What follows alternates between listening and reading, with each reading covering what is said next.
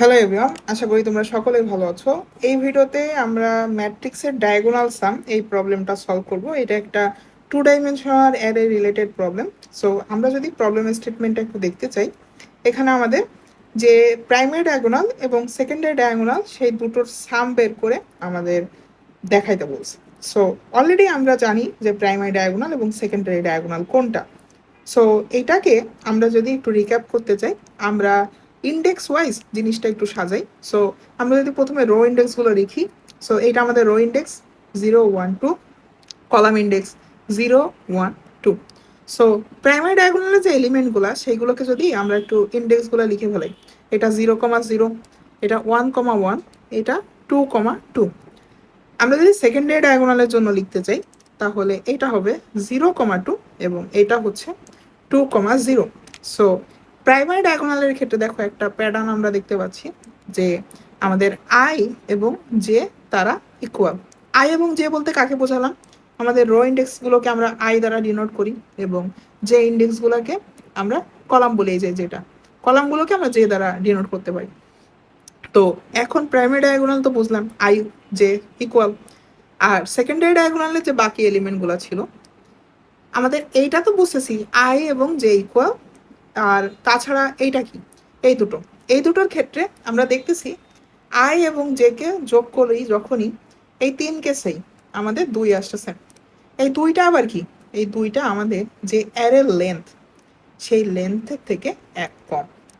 তাহলে কি আমরা এইটা বলতে পারি যে যখন আমাদের আই এবং জে ইকুয়াল হবে এবং আমাদের আই প্লাস জে করলে আমাদের অ্যারের যে লেন্থ সেই লেন্থ থেকে এক কম, তখন যখন ইকুয়াল হবে মানে আই জে কে যোগ করে যদি আমাদের লেন্থ থেকে এক কমের ইকুয়াল হয়ে যায়, তখন আমরা যে এলিমেন্টগুলো পাবো সেই এলিমেন্টগুলো কারা কারা?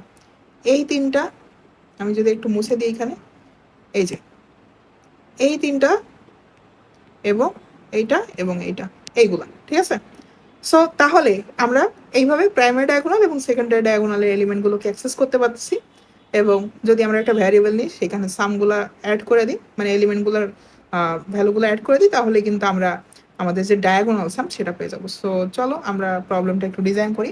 আমরা প্রথমেই একটা যে কোনো ভ্যারিয়েবল নিয়ে নিই যেখানে আমরা হচ্ছে সব রেজাল্টিং এলিমেন্টগুলো রাখবো। So int result equals to, ধরো আপাতত আমরা 0 রেখে দিচ্ছি। এবার আমরা পুরো অ্যারেটাকে ট্রাভার্স করব একটা আউটার লুপ এবং ইনার লুপ দিয়ে, কারণ আমরা জানি টু ডাইমেনশনাল অ্যারে কিভাবে রো ওয়াইজ ইটারেট করতে হয় সেটাই আমরা করবো। So for i int i equals to 0, i কতক্ষণ পর্যন্ত বাড়বে? আমাদের ম্যাট্রিক্সের যে লেন্থ সেটার ইকুয়াল যতক্ষণ না আমাদের আই হচ্ছে ততক্ষণ পর্যন্ত আই বাড়ুক। এরপরে আমরা একটা ফর লুপ নেব, সেটা inner for loop, J equals to 0 এবং যে কতক্ষণ বাড়বে?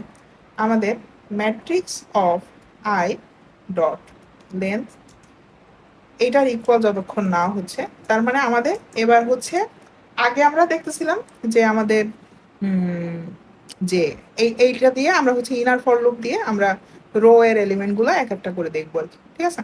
সো এবার আমরা সেই জিনিসটা চেক করবো যে ইফ আমাদের আই যদি সামহাও এখন আমাদের জে এর ইকুয়াল হয়, অথবা আমাদের অর কন্ডিশন দিতে হবে। অর কন্ডিশন দিয়ে কি দেখবো? যে আই এবং জে কে যোগ করলে সামহাও আমাদের যে ম্যাট্রিক্স ছিল তার লেন্থের থেকে এক কমে ইকুয়াল হয় কিনা। যদি তাই হয় তাহলে আমরা রেজাল্টের সঙ্গে জাস্ট আমাদের যে ম্যাট্রিক্সটা দেওয়া আছে সেটা আই এবং জে তম ইন্ডেক্সের যে এলিমেন্টগুলো সেগুলোকে যোগ করে দেব, এবং লাস্টে যদি আমরা সেই রেজাল্টিং একটা রিটার্ন করে দিই, আমরা একটু প্রিন্ট করে দেখি যে আমাদের রেজাল্টটা এবার কি আসে। সো আমরা অ্যাকসেপ্টেড, সো সাবমিট করে দিই প্রবলেমটা।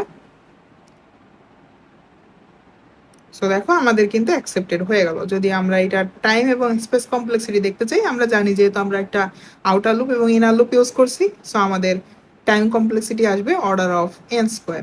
আর আমাদের যদি স্পেস কমপ্লেক্সিটি দেখি, আমরা আলাদাভাবে কিন্তু কোনো মেমোরি স্পেস ইউজ করি নাই, আমরা কনস্ট্যান্ট মেমোরি স্পেসের ভিতরেই প্রবলেমটা সলভ করলাম, তাই এটার space complexity order of 1। So hopefully এই প্রবলেমটা কীভাবে সলভ করলাম তোমরা বুঝতে পারছো।